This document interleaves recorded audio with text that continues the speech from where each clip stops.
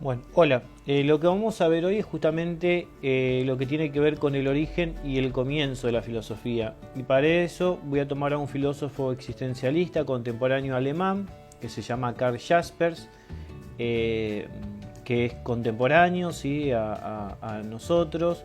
Él nació en el año 1883 y murió en el año 1969.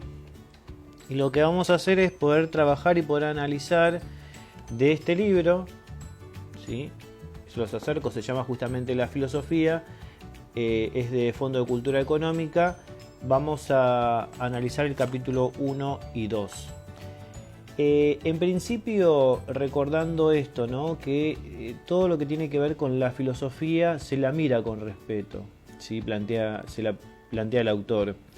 Eh, y algo que me parece muy importante en relación a la búsqueda del conocimiento, a la búsqueda de la sabiduría, a la búsqueda de la verdad, es que desde el punto de vista filosófico, en el capítulo 1, que justamente se llama ¿Qué es la filosofía?, plantea que no hay unanimidad.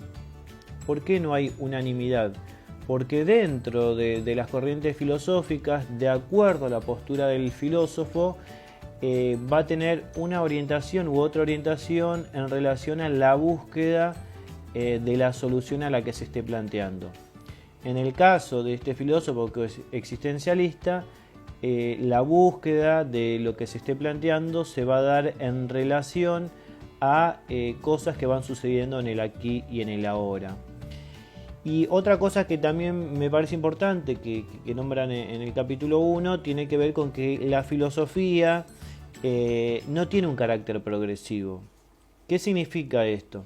Que a diferencia del resto de las ciencias, por ejemplo, que utilizan el método científico, como las ciencias naturales, donde van avanzando a lo largo de la historia, en el caso de la filosofía no tiene un carácter progresivo porque va trabajando los tópicos que se van dando en diferentes momentos y en diferentes circunstancias para dar respuesta al hombre en relación a X problemática. Por supuesto que la filosofía está vinculada a las ciencias, ¿sí? ¿Por qué está vinculada a las ciencias? Porque busca todo lo que está relacionado con el conocimiento y con lo que está relacionado con la epistemología. Otra de las cosas que me parece importante, o el segundo punto que se plantea en relación al capítulo 1, es que el pensar filosófico tiene que ser original en todo momento. Es decir, nosotros podemos plantear X problemática, pero esa problemática tiene que poder relacionarse con cosas que están sucediendo aquí en el momento.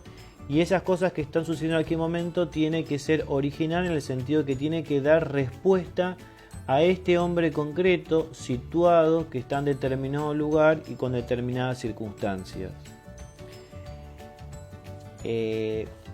Eso me parece importante. Otra de las cuestiones que nombra y también que me parece importante traer en relación a esto que estamos pensando es que las ideas en relación a la cuestión filosófica tiene que llevar al hombre a desarrollar el pensamiento crítico. Es decir, tiene que llevar al hombre a no pensar por el otro, sino pensar por sí mismo. Es de ahí justamente como filosofía viene de pilo y de sopía, que significa amor a la sabiduría, ¿no? Ese amor al conocimiento, a la búsqueda de la verdad, al poder salir de la ignorancia, ir en búsqueda de la episteme, por ese lado va. Y una de las cosas que nombra acá el filósofo, que también debemos tener en cuenta, hay una diferencia entre el filósofo y el sabio, ¿sí? Por un lado podemos decir que el sabio es aquel que posee conocimiento. Anteriormente y en algunas culturas se sigue manteniendo, ¿no? El que poseía conocimiento, ¿quién era? El anciano, la persona de la tercera edad, que a través del bagaje cultural y a través de la historicidad de cada uno iba teniendo diferentes tipos de conocimiento.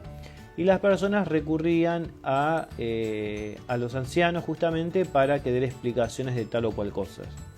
En algunas culturas se sigue manteniendo esto, que me parece importante, y en otras no, y eso es para trabajarlo y para analizarlo desde otro punto de vista, que es lo que pasó con la figura del adulto mayor. Entonces, sabio es el que posee conocimiento. En cambio, el filósofo es el que está en camino, significa como ir de camino. Y en ese ir de camino voy buscando el conocimiento, voy buscando la sabiduría, voy buscando a ver por dónde tengo que ir encontrando eso que hace que sea esa cosa y no otra. Es decir, voy en búsqueda de lo que está dado con la verdad. Y entonces, acá podemos tener en cuenta algo que también me parece importante y que se plantea en relación a la filosofía, que son los sentidos que le podemos dar a la filosofía. Y en relación a los sentidos podemos observar que toda cuestión filosófica está vinculada con la realidad y está vinculada con la comunicación. Es decir, el fin de la filosofía es la comunicación. Si no hay comunicación, no hay cuestión en relación a la verdad, y como la filosofía no es algo abstracto, sino que es algo que me tiene que llevar a modificar cuestiones propias, cuestiones de la realidad, es decir, me tiene que interpelar a que yo pueda modificar cuestiones y obvio que me mejore como persona, ¿no? Eso a grandes rasgos es lo que se plantea en el capítulo 1. Y el capítulo 2, que también acompaña el capítulo 1 y que lo vamos a trabajar hoy también, tiene que ver con los orígenes de la filosofía. Justamente este video pedagógico se llama, ¿no?, Los orígenes de la filosofía según Karl Jaspers. Podemos observar que hay una diferencia entre el comienzo y el origen. ¿Por qué hay una diferencia? Porque el origen es espontáneo. El origen es cuando cada persona comienza a pensar por sí mismo determinada cuestión. Entonces así podemos decir que el ser humano, desde que existe, comienza a pensar, comienza a reflexionar y comienza a darse todo lo que tiene que ver con la cuestión filosófica. Y por otro lado, el comienzo es histórico, es decir, está marcado en un determinado espacio y en un determinado tiempo. Es decir, en el caso de la filosofía podemos recordar que comenzó históricamente el siglo VI a.C. con Tales de Mileto, que hizo toda una investigación, este filósofo, y predijo un eclipse de sol, y a partir de ese eclipse de sol se comienza a filosofar y comienza la filosofía como ciencia de forma sistemática y todo lo que tiene que ver con los filósofos de la naturaleza. Y en cambio, como dije anteriormente hace un rato, el origen es espontáneo, se da en cada momento, se da cuando la persona comienza a pensar diferentes cuestiones. Y con esto podemos pensar y podemos decir todo lo que está vinculado con el filosofar. ¿Cuáles son las características del filosofar o cuáles son los momentos del filosofar? Y ahí tenemos que nombrar que hay tres momentos.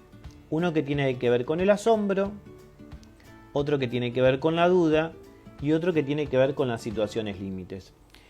En el caso del asombro, que es el primer momento, podemos reflexionar y podemos pensar en relación al asombro. Es lo que me lleva a poder preguntarme en relación a tal o cual cosa. Hay una diferencia muy particular entre el asombro y la admiración que están en el primer momento. En el caso del asombro, que es lo que plantea, por ejemplo, Platón, dice, y se los leo como acá plantea el filósofo, ¿no?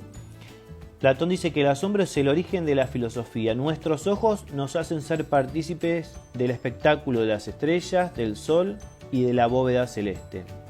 Ese espectáculo nos ha dado un impulso de investigar el universo. Es decir, el asombro vemos el todo. Y por el contrario, Aristóteles nos va a decir que el primer momento para filosofar es la admiración. Y la admiración tiene que ver con la particularidad de eso que yo me asombré. Tiene que ver con el detalle de las cosas. Pero los dos siguen siendo y forman parte del primer momento para filosofar. El segundo momento para filosofar es la duda. Esta cuestión que me asombraba, esta cuestión en la cual me detuve en detalle, me lleva a pensar cuestiones en las cuales me replanteo, pero ¿esto es realmente así? ¿Va por este lugar? ¿Va por otro lugar? Y de ahí paso al tercer momento filosófico, que tiene que ver justamente con las situaciones límites. Las situaciones límites que son de las cuales no nos podemos escapar y de las cuales tenemos que dar cuenta de lo que nos esté pasando.